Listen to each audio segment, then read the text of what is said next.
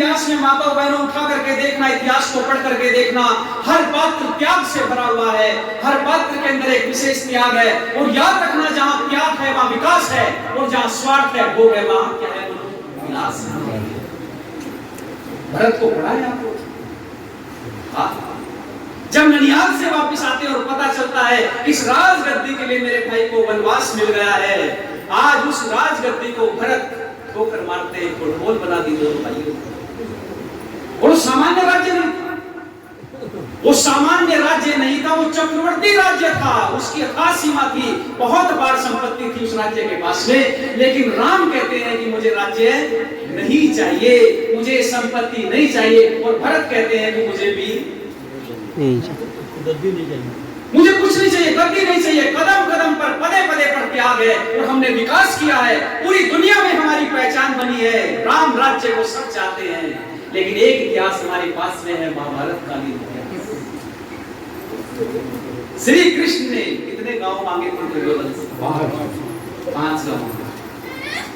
और कहा था कि ये 5 पांडव हैं, तुम्हारे भाई हैं, तुम 5 गांव दे दो, काम चल जाएगा। लेकिन दुर्योधन का उत्तर क्या था कि बिना लड़े सुई की नोक के बराबर भी राज्य नहीं दूंगा।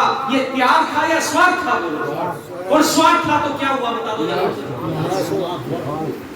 बड़ा भारी विनाश हुआ। और ऋषिवर देव दयानंद ने तब कठोर शब्दों में कहना पड़ा कि ये दुर्योधन जो है ना, ये बहुत हत्यारा है, क्योंकि वहां त्याग नहीं था, स्वार्थ। और जहां कदम कदम पर स्वार्थ भरा होता है, वहां विनाश की गति होती है, विनाश इस तरफ बढ़ने लगता है। इसलिए मैंने आपको बताया 2 इतिहास आपके हैं, और इन इतिहासों से हमें सीखने की जरूरत है। इसीलिए मैं आपसे निवेदन कर रहा था कि वेद यदि सुख प्राप्त करना चाहते हो तो कष्ट जिसने पहले उठा लिया, अब देखो श्री रामचंद्र ने और माता सीता ने ब्रह्मचर्य काल में बड़ा भारी कष्ट उठाया। श्रद्धेय स्वामी जी बैठे हैं, गुरुकुल को चलाते हैं, और गुरुकुल के अंदर जब ब्रह्मचारी प्रवेश करता है, जो उपनयन संस्कार होता है, उस उपनयन का संस्कार के समय ही उसको कठिन तपस्या कराई जाती है। आप जानते हो ब्रह्मचारी के केस छेदन हो जाते हैं, सब केस काट लिए जाते हैं। केस काटने के साथ साथ उसको पहले पैरों में सूत जूते पहनने का भी अधिकार बोलो, तेल लगाने का अधिकार से, यानी जितना ज्यादा से ज्यादा ब्रह्मचारी कष्ट उठाएगा आने वाले जीवन में उतना ही बोलो। और कई लोग कहते हैं साहब गुरुकुलों के अंदर तो ये सब काम इसलिए होते थे कि गरीबी थी, वो अनभिज्ञ है, वो जानते नहीं ये देश सोने की चिड़िया रहा है, कितनी भी लूट क्यों नहीं हुई हो, लेकिन कभी भी ये देश गरीब बोलो नहीं हुआ।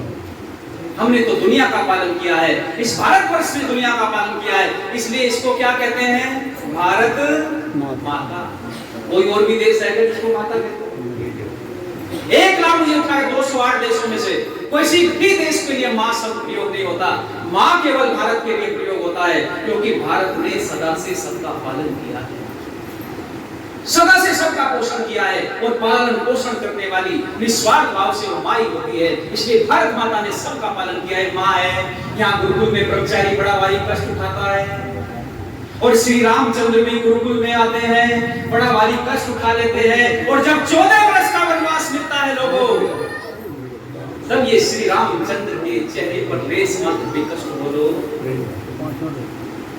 वो जानते थे कि मैं गुरुकुल में रहा हूँ, गुरुकुल में रह करके मैं ऋषि वशिष्ठ से बहुत कुछ सीखा है, गुरुकुल में रह करके मैं ऋषि विश्वामित्र से बहुत कुछ सीखा है, और इतना सीखने के बाद में इतने परिपक्व हो गए कि 14 वर्ष के वनवास में हंसते हंसते जाते हैं।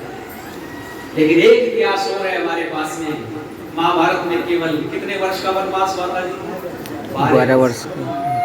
और 1 वर्ष ही बीता था, उसका सीता है 14 वर्ष तक त्याग करती है, 14 वर्ष तक वनों में जाती है, खुश रहती है, और एक तरफ द्रौपदी है। 1 वर्ष ही बीता था, तुरंत कह दिया युधिष्ठिर से और अर्जुन से कि जल्दी से लड़ करके राज्य वापस लो, ऐसे चलने वाला। कारण क्या बना कि पहले सुख भोग किया था, जिंदगी भर जितना भी जीवन जिया सारा सुख से बीता, और बाद में जब कष्ट आए तो वो कष्ट साध्य नहीं रहे। इसलिए मैं आपसे निवेदन करना चाहता हूं कि सुख के साथ साथ दुख उठाने की भी आदत डालो। तो यदि सुख के साथ दुख उठाने की आदत डालोगे तो जीवन धन्य हो जाएगा। इसके बंधुओं, आज इस अवसर पर केवल इतना ही मैं कहना चाहूंगा आप लोगों से कि वेद को जाने बिना सुख प्राप्त हो नहीं सकता।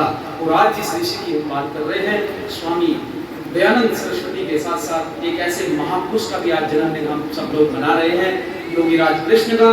कृष्ण वास्तव में महापुरुष थे, बहुत बड़े योगी थे। और दोपहर की सभा में निश्चित रूप से हम इस विषय को पूरा एक्सप्लेन करेंगे। आज हमारे बीच में संदेश स्वामी जी हैं, हम सब उनको बैठ करके लक्षित होकर के सुनेंगे और बेटियों का कार्यक्रम भी होगा। ये थोड़ी सी चर्चा आपने लक्षित होकर सुनी है। सभी का बहुत बहुत आभार, बहुत बहुत धन्यवाद। बहुत बहुत धन्यवाद शास्त्री जी का।